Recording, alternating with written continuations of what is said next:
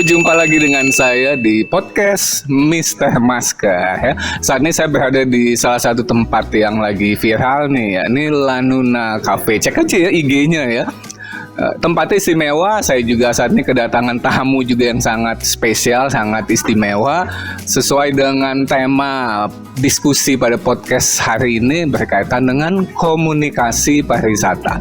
Nah, ini saya kedatangan adik-adik mahasiswa Komunikasi Pariwisata Universitas Budi Luhur. Kayaknya supaya Abdul perkenalkan langsung kali ya, nggak usah saya yang perkenalkan ya. Dari sebelah saya langsung nih, silakan. Ya, saya Alfian Effendi, biasa dipanggil Abel. Saya mahasiswa Komunikasi Pariwisata angkatan 2019. Ya. Selanjutnya perkenalkan, nama saya Prodita, bisa dipanggil Apro dari Komunikasi Pariwisata 2020. Ya, halo teman-teman semuanya. Perkenalkan, nama aku Prihatin Reformasi Zega dari 2018 Komunikasi Pariwisata. Baik, saya undang khusus nih mereka bertiga karena komunikasi pariwisata di Universitas Budi Luhur ya adalah yang pertama di Indonesia, betul nggak? Betul. Nah, ini saya mau korek langsung mereka nih ya. Siap ya. Siap banget.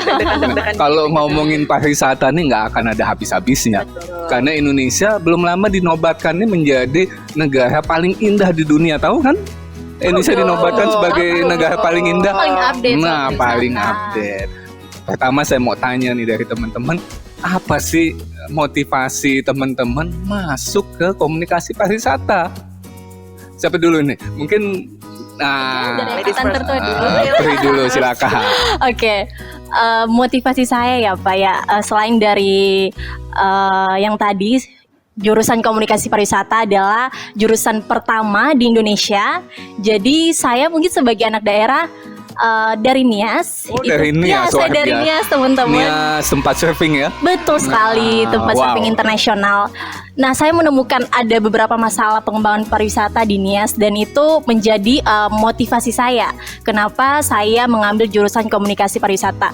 Sehingga saya berharap dengan masuk komunikasi pariwisata, saya mendapatkan ilmu dan juga bisa mengembangkan pariwisata yang ada di daerah saya. Begitu Bapak. Luar biasa, dari Nias ya, Betul. jauh-jauh merantau ke Jakarta untuk jauh belajar banget. pariwisata. Betul banget. Supaya nanti lulus bisa ngembangin pariwisata di Nias. Betul banget, Wah, Bapak. ini niatnya mulia banget ini ya. Karena Luar kalau biasa. dilihat dari sana sumber daya manusianya masih kurang banget ya Pak soal pengetahuan tentang pariwisata gitu.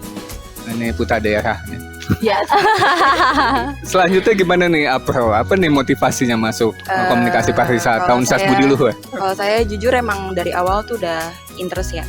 Awalnya kan saya cari-cari universitas gitu, terus waktu pas kepoin kampus Budi Luhur, nemuin ada jurusan komunikasi pariwisata yang belum pernah saya dengar sebelumnya nih di universitas manapun. Jadi kayak mulai kayak kepo, yaudah daftar aja. Wah, Kayak jadi saya awalnya belajar sama mau eksplor ngepoin dulu nih ya. Iya. Tapi memang minat di pariwisata udah kuat nih ya.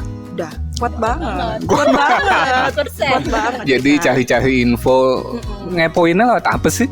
Kalau boleh Waktu tahu? itu saya kepoinnya lewat Instagram. Oh, lewat Instagram. Waktu Jadi itu- di Instagram itu ada ya informasi-informasi Iya, tentang di komunikasi highlightnya waktu pariwisata itu, ya. Iya, di komunikasi tuh Fakultas Ilmu Komunikasi itu ada apa aja waktu itu. Terus pas saya lihat paling itu ada tourism communication, wah ini kayak lucu juga nih gitu.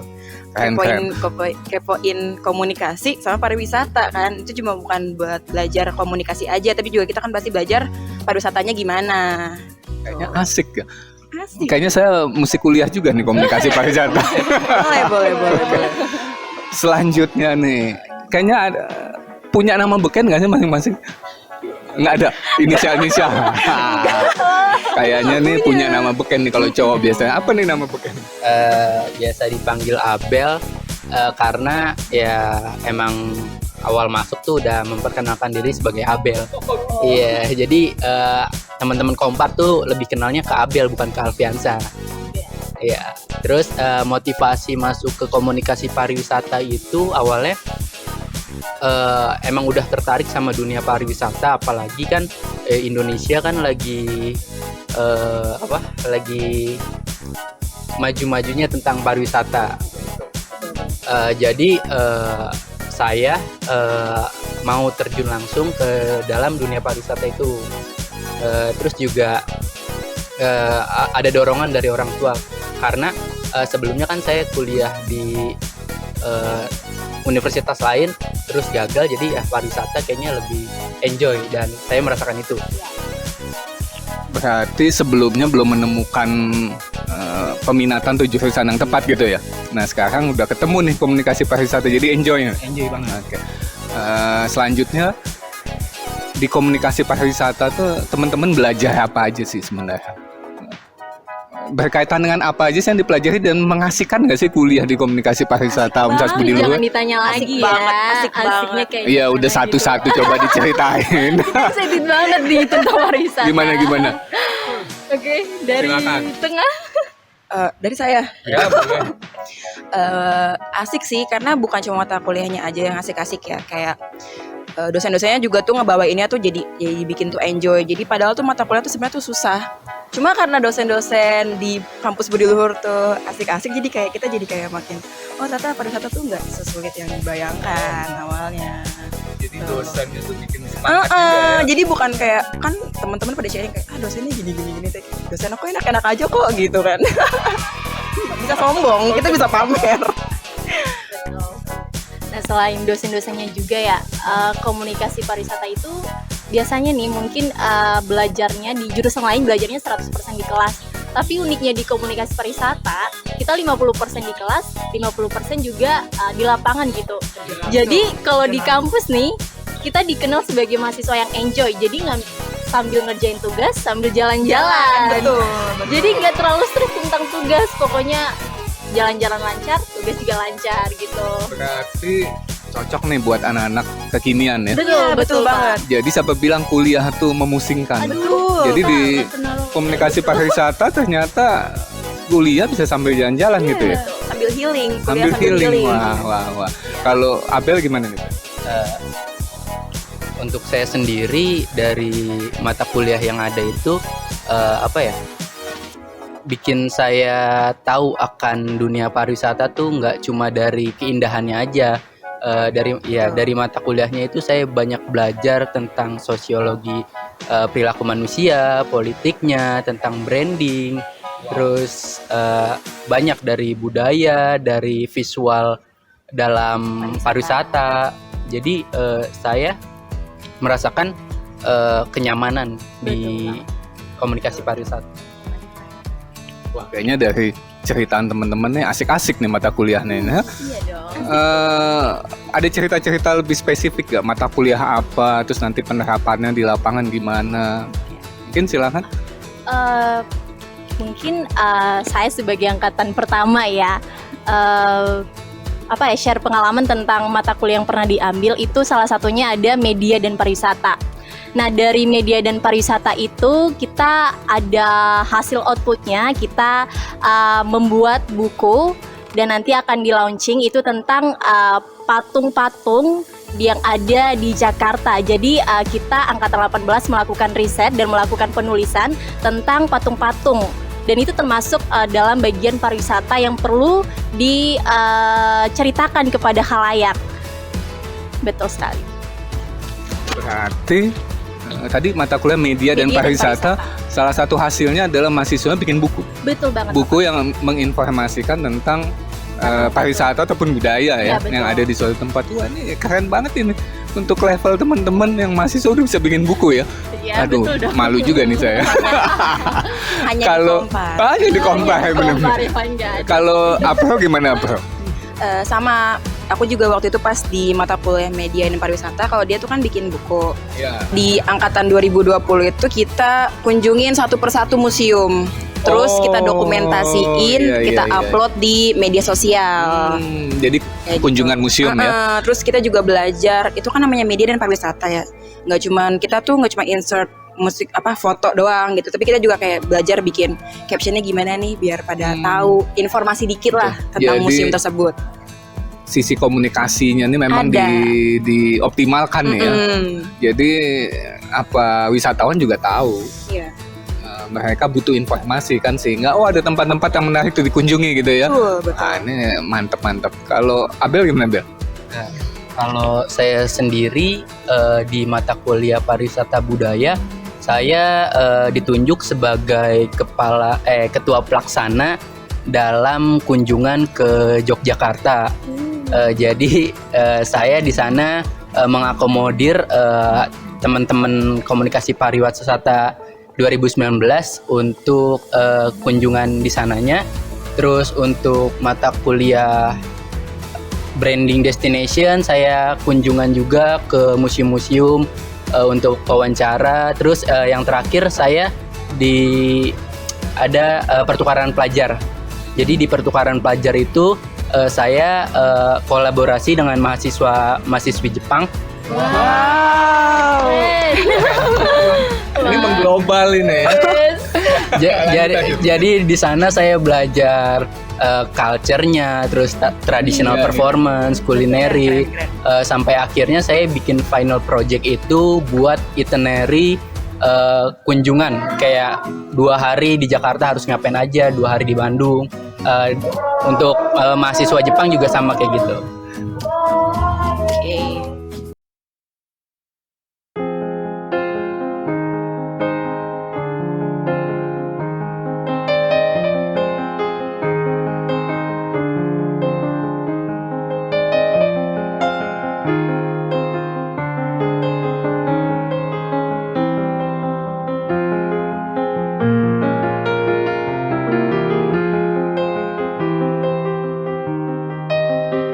Oke, kembali lagi dengan saya masih di podcast Mr. Maska. Tadi ada jeda sedikit ya. Kita ibadah dulu nih supaya afdol, supaya diberkahi semua niat baik kita. Dan yang pasti di Lanuna Cafe ini kalau malam makin oke, makin cantik ya teman-teman ya. Makin cozy. Betul sekali. Tadi Abel sudah banyak cerita nih, mulai dari kunjungan ke Jogja tadi ya Bel ya, dari mata kuliah pariwisata budaya, kemudian juga ada pertukaran mahasiswa dengan Jepang ya. Kalau April gimana nih? Kalau kemarin buat yang 2020 itu kita ada output dari mata kuliah komunikasi visual pariwisata. Kita disuruh bikin webinar. Temanya itu potensi Pulau Seribu sebagai pembangkit pariwisata pasca pandemi. Nah, terus kita juga realisasikan selanjutnya jangan webinar aja. Kita langsung realisasikan open trip ke Pulau Pari. Wow, 2 hari 1 malam dari tanggal 23 sampai 24 Juli kemarin. Jalan-jalan ya? Iya, kita ke. Berarti dibuka untuk umum nih? Dibuka untuk Dan umum. penyelenggaranya kalian-kalian gitu? Iya. Panitianya itu gabungan dari angkatan Kompar 19 sama 20. Wah. Luar biasa, nggak mudah loh menyelenggarakan open trip, apalagi di masa pandemi gini ya. Iya betul. Nah selanjutnya juga kita bikin open trip yang kedua, yaitu di bulan September sampai Oktober nanti kita bikin open trip kedua itu ke Bromo Batu. Wow, Bromo salah satu destinasi prioritas kita nih. Iya betul. Ke Bromo, ikutan dong. Ikut. Ayo semua ikut dong. Harus ikut semuanya. Ini ini terbuka untuk umum. Betul, yang panitianya jelas. nih mahasiswa komunikasi pariwisata udah pasti oke acaranya. Bukan main. Lalu apa lagi nih? Udah sih sejauh Udah ini. itu ya. Jadi tadi ada open trip, kemudian di beberapa mata kuliah juga ada webinar ya, karena masih online ya. Mantap. Kalau Pri gimana? Kan sekarang lagi tren MBKM nih ya. Ikutan MBKM juga? Pasti dong ikut. Wah, coba cerita dikit lah, Bang, MBKM-nya gimana nih? Oke, kalau di MBKM itu sih kita sebagai mahasiswa diberikan kesempatan untuk belajar di desa-desa atau daerah yang termasuk terpencil gitu ya, yang daerah wisatanya itu belum terekspos sama sekali. Yang belum berkembang lah. Iya, gitu belum berkembang sama sekali. Jadi kita di sana berdiskusi langsung dengan pihak desa, menggali informasi, menggali potensi, apa yang perlu dikembangkan dan apa masalah, sehingga kita bersama-sama meramu solusi untuk mengembangkan daerah tersebut. Wah, ini program yang mulia banget ini ya. Iya dong. Dan kita 5 bulan Pak di sana. 5 bulan, aduh puas bulan. banget ini. Iya. Jadi ilmu yang didapat di kelas betul-betul bisa diterapkan. Iya, betul. Belajar menghadapi masalah di lapangan, dan juga teman-teman ini punya kontribusi langsung ya ke Betul. pengembangan desa ya. Betul banget Pak. Sampai hasil akhirnya itu kita berhasil menjadikan Desa Jabung menjadi desa wisata berbasis digital. Wow. Ya. Jadi kalau teman-teman kuliah di komunikasi pariwisata ini bisa juga merasakan apa yang Pri lakukan nih ya. Betul banget. Ikut program MBKM ya. Betul banget Bapak. Kemudian ya namanya kuliah kan pasti juga nggak lepas dari hal-hal yang berbau ilmiah ya. Tadi kan Pri juga sudah contohkan ada mata kuliah yang outputnya itu bikin buku. Betul. Ternyata mahasiswa bisa bikin buku juga. Abel mungkin ada pengalaman juga yang berkaitan dengan yang ilmiah-ilmiah. Untuk yang berkaitan ilmiah dari saya sendiri, saya buat riset pariwisata itu di mata kuliah riset pariwisata tentang strategi pengembangan fasilitas hutan kota GBK, sama ngebahas tentang hutan Gunung Leuser. Jadi di situ saya ngebahas tentang gimana sih hutan Leuser sekarang, terus ada apa aja. Jadi dibentuk buat kayak riset. Itu aja sih, Pak. Keren banget ya. Iya, mantep banget nih. Jadi Iya. juga terjun ke lapangan ya, melakukan pengamatan juga ada studi dokumentasi juga. Wah, ini luar biasa, artinya ilmu-ilmu yang didapat di kelas ini betul-betul bermanfaat dan diterapkan ya langsung di lapangan. Kampus menunjang nggak sih fasilitas-fasilitasnya untuk perkuliahan teman-teman? Sangat menunjang sih. Dari saya sih sangat menunjang, mulai dari di Universitas Budi Luhur itu disediakan kayak kafe untuk iya ada banyak kafe. Tinggal pilih kalau di Budi Luhur tinggal pilih mau di kafe mana. Terus untuk komunikasi pariwisata itu ada travel agency yang dimana mahasiswanya itu bisa ngebuat konsep perjalanan. Terus juga ada dari bis Universitas Budi Luhur itu untuk akomodasi perjalanan. Itu sangat membantu sekali sih. Berarti fasilitas kampus ini menunjang banget ya, Iya. lengkap ya untuk kegiatan-kegiatan teman-teman di komunikasi pariwisata. Betul. Komunitas juga ada dong. Ada, kita Coba punya. ceritain sedikit Nah, komunitas. kita di komunikasi pariwisata juga ada komunitas teman-teman, namanya itu Blue Riscom. Kepanjangannya Budi Luhur Tourism Community. Blue Riscom ya. Iya. Budi Luhur Tourism Community. Betul Oke. banget. Jadi ini kita bentuk pas awal pembentukan komunikasi pariwisata. Nah, komunitas ini sebagai wadah kita untuk saling berdiskusi antar angkatan, kemudian juga saling bercerita, sharing pengalaman dari angkatan pertama sampai angkatan ke bawah. Dan semua kita diskusikan tentang perjalanan pariwisata seperti open trip ya. Iya, Jadi komunitas itu kita gunakan sebagai wadah kita untuk berdiskusi. Wow, keren nih. Jadi kompak banget nih antar angkatan ya. Jadi kita selalu kompak dong, Pak. setiap ada ide didiskusikan sama-sama. Betul. Dan dilakukan digerakkan semua lintas angkatan kalau Semua, begitu ya. betul. Wah, hebat nih, kompaknya kayak gini patut dicontoh nih ya. betul. Hasilnya jelas, semua menikmati. Ya, betul banget. Ya, oke, benar-benar. Jadi mudah-mudahan podcast diskusi kita tentang komunikasi pariwisata ini juga bisa menambah wawasan teman-teman ya. Iya, betul. Dan juga teman-teman tertarik lah untuk bergabung ya. Karena kalau bicara pariwisata ini nggak ada habisnya. Betul. Dan salah satu kunci utama untuk mensukseskan pariwisata adalah dalam hal komunikasi. Ya, entah promosinya, brandingnya, dan lain-lain. Begitu ya, kurang Iya, lebih ya betul. teman-teman. Pokoknya saya ingat-ingat banget tuh tadi. Open trip kedua yang ke Bromo. Iya, Kayaknya saya abis ini daftar. boleh. Wajib ya, Betul, wajib ikut. Baik teman-teman, makasih banget nih ya sudah memenuhi undangan saya untuk kita berbagi kisah ya tentang apa sih komunikasi pariwisata di Universitas Budi Luhur. Ternyata dari apa yang teman-teman ceritakan, waduh saya kaget juga nih, tercengang juga nih. Mantep banget ini. Nanti saya juga akan cerita kemana-mana juga lah. Iya dong, harus dong. Video ini juga harus di-share ya Bapak ya. Oh iya pasti Di like, di pasti. komen, di share. Dan saya setuju banget dengan tadi tuh tagline-nya, kuliah sambil jalan-jalan. Iya, betul. ilmunya dapet, pengalamannya dapet, happy-nya, enjoy-nya juga dapat. Setuju ya? Setuju ya? Setuju. Nanti kita jalan sama-sama bersama teman-teman dari Komunikasi Pariwisata Universitas Budi Luhur. Sampai ketemu lagi di podcast Mr. Maska selanjutnya. Bye. Wonderful Indonesia. Hanya di Kompar.